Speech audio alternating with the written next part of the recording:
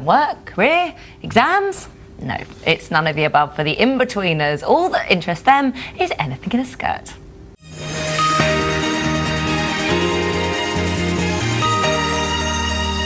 Cooper, Sutherland, Cartwright, and who have we under here? Mackenzie, sir. Oh, this is tragic. Feisty one you are.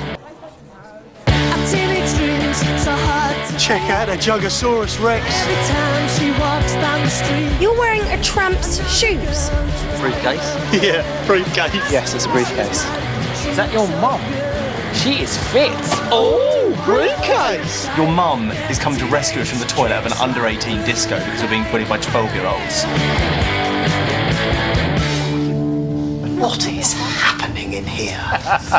You don't want to know. Inbetweeners stars Simon, Joe, James and Blake. Join us now and welcome. Thanks very much. Thanks for having us. Lovely to have you here. Now, I love it. I absolutely love it. But for anybody that hasn't seen it, can we go through and just explain a little bit about your brilliant genius characters?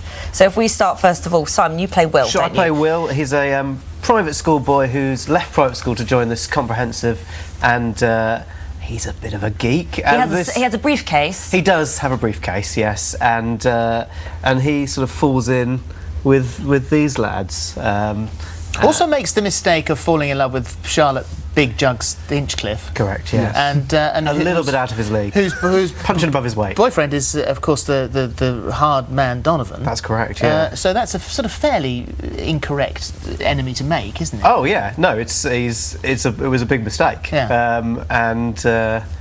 Will doesn't really have a chance, No. or does he? Joe, you're Simon. Yes. Will's closest friend. Yeah. And there is my daughter came home with some English homework the other night. We were discussing unrequited. Yes. And you are the epitome of unrequited love. Yes, aren't you? absolutely. Simon's a bit of a schmuck, really, and he's in love with the girl who he was friends with as a child.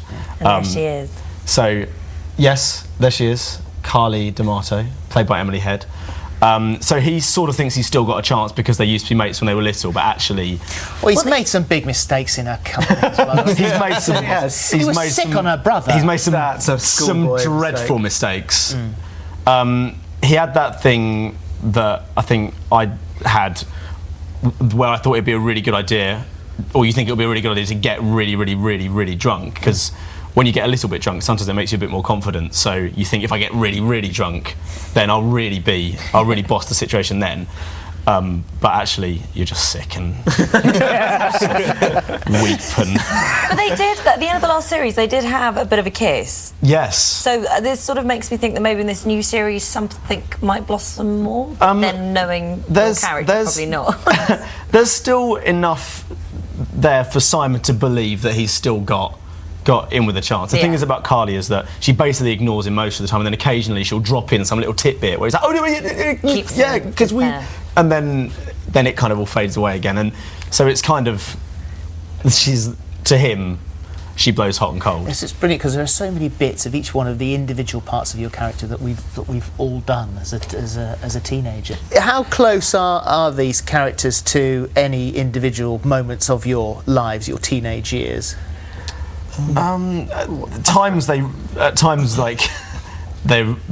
there are moments where it seems very, very true, and there are other moments where you think, well, I never really experienced that. But being a part of that group of friends that constantly kind of spoke about girls but never really to them, were too nervous to talk to them, but they had, like, you'd have a crush on a girl just from saying hello to you or something like that when I was like 14 to 18 or whatever, and I'd maintain that crush for probably about a year and not speak to the girl at all, but I'd have a massive crush on them, and but they'd never know. They'd never know. It was my own personal crush. They weren't good enough to know. How did it feel at the BAFTAs, beating you beat the X Factor, Britain's Got Talent and Glee, and I think Simon Cowell when you won there was definite eye roll. I